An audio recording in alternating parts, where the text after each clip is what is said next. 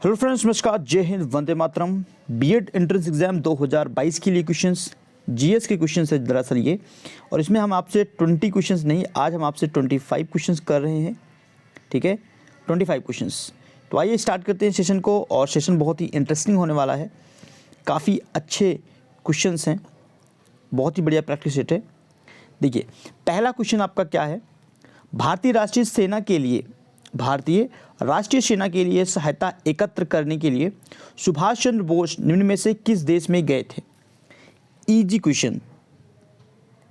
सुभाष चंद्र बोस भारतीय राष्ट्रीय सेना के लिए सहायता एकत्रित करने के लिए सुभाष चंद्र बोस किस देश में गए थे। USA, England, Australia, Japan. तो कहाँ पे गए थे भैया? जापान में गए थे। इजी क्वेश्चन था, सबको पता था कि भैया जापान में गए थे। और 1943 को वो टोक्यो पहुंचे थे। टोक्यो जो कि जापान की क्या है, राजधानी है।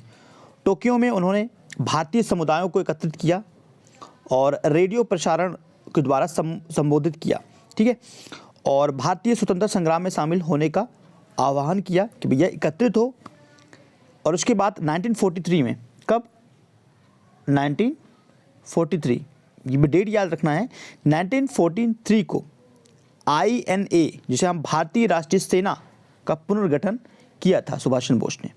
ठीक है, इतनी सी बात समझ में आ गया। चलिए मूव करें नेक्स्ट क्वेश्चन। भारतीय संविधान में नागरिकता के प्रावधान कब लागू हुए? भारतीय संविधान में नागरिकता के प्रावधान कब लागू हुआ था? 1950, 1949, 1951, 1952। तो 26 जनवरी 1950 करेक्ट आंसर क्या है? 26 जनवरी। भारत में संवैधानिक प्रावधानों का बहुमत 26 जनवरी 1950 को अस्तित्व में आया था और इसी तिथि से नागरिकता के प्रावधान भी लागू हुए थे। तो याद रखना है 26 जनवरी 1950। नेक्स्ट है आपका, वल्लभ भाई पटेल को सरदार की पदवी किसने दिया था? वल्लभ भाई पटेल को सरदार की पदवी किसने दिया था? क्वेश्चन नंबर 3 है। देखिए, 1980 की बात है। 1980 के बरदौली सत्याग्रह के पश्चात वल्लभ भाई पटेल को सरदार के नाम से पुकारा जाने लगा था। सर्वप्रथम इनको यह पदवी जो दिया था वो दिया था महात्मा गांधी जी ने। ठीक है, अच्छा, यहाँ से एक क्वेश्चन और समझ में आया ना आपकी, बरदौली जो सत्याग्रह हुआ था वो कब हुआ था? बरदौली सत्याग्रह, ये इंपॉर्टेंट एग्जाम में पूछा जाता है। ठीक है, बरदौली सत्याग्रह कब हुआ था? 1928। ठीक है, 1928। नेक्स्ट, भारत में बाहरी आक्रमण अथवा सशस्त्र विद्रोह के कारण भारत के राष्ट्रपति द्वारा राष्ट्रीय आपातकाल की घोषणा किसके अंतर्गत की गई या की जाती है? तो ये होता है अनुच्छेद 352। ठीक है, अनुच्छेद 352, राष्ट्रीय आपातकाल अनुच्छेद 352। सामुदायिक विकास कार्यक्रम का प्रारंभ किस वर्ष किया गया? सामुदायिक विकास कार्यक्रम का प्रारंभ किस वर्ष किया गया था? ये किया गया था 1952 से स्टार्ट किया गया। नेक्स्ट क्वेश्चन है, 1923 में नागपुर में कौन सा सत्याग्रह हुआ था? 1923 में नागपुर में कौन सा सत्याग्रह हुआ था? तो डी आप याद रखिएगा, इंपॉर्टेंट है, ध्वजा सत्याग्रह। ठीक है, ध्वजा सत्याग्रह 1923 में आयोजित किया गया था। ठीक है, नेक्स्ट क्वेश्चन है क्वेश्चन नंबर 7। निम्नलिखित में से कौन सा संप्रदाय बौद्ध धर्म का नहीं है? निम्नलिखित में से कौन सा संप्रदाय बौद्ध धर्म का नहीं है? तो ये है आपका दिगंबर। कौन सा? दिगंबर। ऑप्शन सी आपका करेक्ट है, बौद्ध धर्म से संबंधित नहीं है। 1936 में भारतीय नागरिक स्वतंत्रता संघ भारतीय नागरिक स्वतंत्रता संघ की स्थापना किसने किया था? किसने किया था? ऑप्शन 3 करेक्ट है, जवाहरलाल नेहरू ने। ठीक है, किसने किया था डियर? जवाहरलाल नेहरू। ऑप्शन 3 आपका करेक्ट है, जवाहरलाल नेहरू ने भारतीय नागरिक स्वतंत्रता संघ की स्थापना किया था।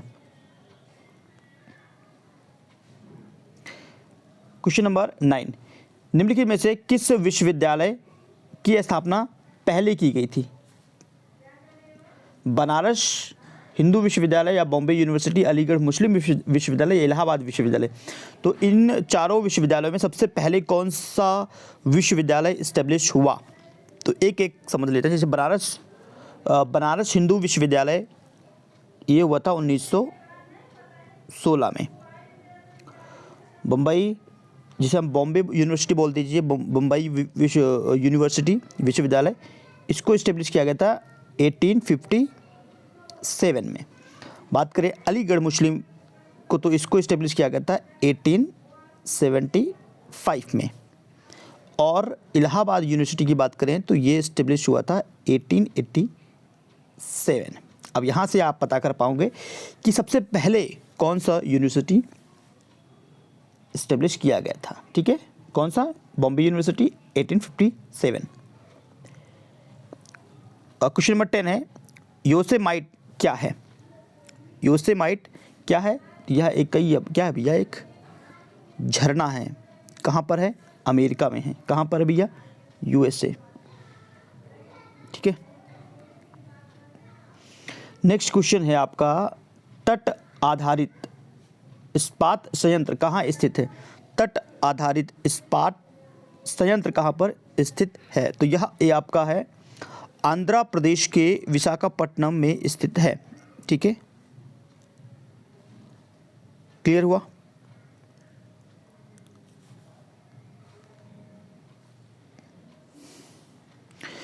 नेक्स्ट पूछ रहा है आपका शहीद दिवस। शहीद दिवस कब मनाया जाता है? शहीद दिवस कब मनाया जाता है? ये मनाया जाता है 30 जनवरी को। शहीद दिवस कब मनाया जाता है? 30 जनवरी को। भैया 1948 में गांधी जी की हत्या इसी दिन हुआ था, 30 जनवरी को हुआ था। ठीक है, फिर हम इसको क्या मनाने लगे?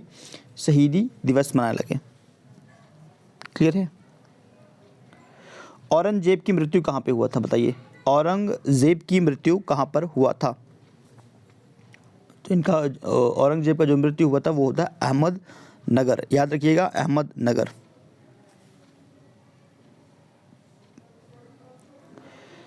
निम्नलिखित में से किसने नोबेल पुरस्कार नहीं जीता है? Sir Jagdish Chandra Bose, S Chandrasekhar, V S Naipaul, Hargobind Khorana. देखो, सर जगदीश चंद्र बोस यह एक फिजिशियन, मतलब फिजिक्स के बहुत बड़े ज्ञाता थे, जिसमें भौतिकीविद एवं वनस्पति शास्त्री भी कह सकते हैं इनको। ठीक है, तो इनको तो ऑफ कोर्स दिया गया है। ठीक है, नहीं, इनको चंद्रशेखर, इनको क्या कहते हैं, हरगोविंद खुराना को मिला हुआ है 1968। सुब्रमण्यम चंद्रशेखर 1983। ठीक है, चंद्रशेखर 1983 एंड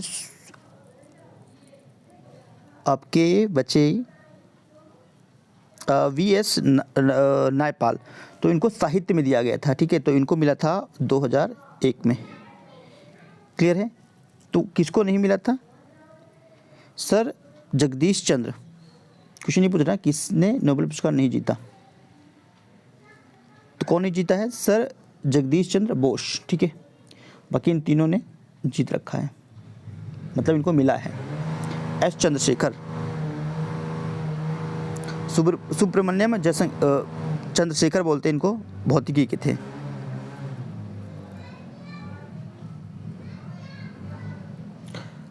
नेक्स्ट क्वेश्चन है 15, सिंधु घाटी सभ्यता के निम्नलिखित में से किस स्थान पर विशाल अन्न भंडार के अवशेष मिले थे? तो कहाँ पे मिला था? मोहनजोदड़ो में। कहाँ पर मिला था? मोहनजोदड़ो में विशाल अन्न भंडार के अवशेष मिले थे। 16 नंबर क्वेश्चन है, कौन सा भारतीय राजा देवनाम प्रिय प्रदर्शनी की उपाधि से जाना जाता है? 16 नंबर क्वेश्चन है एंड करेक्ट आंसर है आपका अशोका। ठीक है, अशोका। देवनाम प्रिय प्रियदर्शनी की उपाधि से जाना जाता है सम्राट अशोक। कौटिल्य के अर्थशास्त्र में नहीं है, कौटिल्य के अर्थशास्त्र में नहीं है, क्या नहीं है, वंश इतिहास। ठीक है, बाकी तीनों चीज़ें मिलता है आपको, राज्य कला, आर्थिक नीति और सैन्य रणनीति, ये तीनों आपको मिलता है, लेकिन वंश इतिहास नहीं मिलता है। 80 नंबर क्वेश्चन है, निम्नलिखित में से किसने अपने समाज को मजबूत करने के लिए राजपूत राजकुमारियों से विवाह की नीति का अनुसरण किया था? आपको पता है कि जो मुगल आए थे ना, मुगल, तो वो अपने साम्राज्य को, या मुगल ही कहे आप, बहुत सारे राजा भी ऐसे किया करते थे, ठीक है, हिंदू राजा भी ऐसे किया करते थे कि अपने साम्राज्य को मजबूत बनाने के लिए वे अलग देश में या अलग राज्य में जाके वो शादियाँ करते थे, ठीक है, तो जिससे कि क्या होता, संबंध स्थापित हो जाता था, उसके बाद मजबूती मिलता था उनके पूरे साम्राज्य को। ठीक है, तो मुगलों का भी यही एक अवधारणा थी। तो मुगल जो थे, तो कौन से मुगल थे जो कि राजपूत राजकुमारियों से विवाह की नीति का अनुसरण किया था अपने साम्राज्य को मजबूत करने के लिए? शेरशाह, हुमायूं, अकबर, जहांगीर। तो हम सबको पता है कि भैया ये चीज़ अपनाया था अकबर ने। ठीक है, नादिर शाह ने के शासनकाल में भारत पर आक्रमण किए थे? किसके शासनकाल में भारत पर आक्रमण किया था? मोहम्मद शाह बोलते हैं, और इनको रंगीला बादशाह भी बोला जाता है। मोहम्मद शाह को रंगीला बादशाह भी बोला जाता है, और इन्हीं के शासनकाल में नादिर शाह ने भारत पर अटैक किया था। भारत का सबसे लंबा नदी डेल्टा प्रदेश कौन सा है? भारत का सबसे लंबा नदी डेल्टा प्रदेश कौन सा है? 20 नंबर क्वेश्चन है, कौन सा है? गंगा। गंगा डेल्टा विश्व का सबसे बड़ा डेल्टा है, या पश्चिम में हुगली नदी से पूरब में मेघना नदी तक फैला हुआ है? ओके, क्लियर है? चलिए, तो 21 नंबर क्वेश्चन देख लेते हैं। तैमूर ने किसके शासनकाल पे भारत पर अटैक किया था? जब तैमूर आया था तो उसमें तुगलक वंश का शासन था भारत में। ठीक है, और फिर उसने तुगलक वंश पे अटैक किया था। किस शासनकाल में भारत पर आक्रमण किया था? क्लियर है?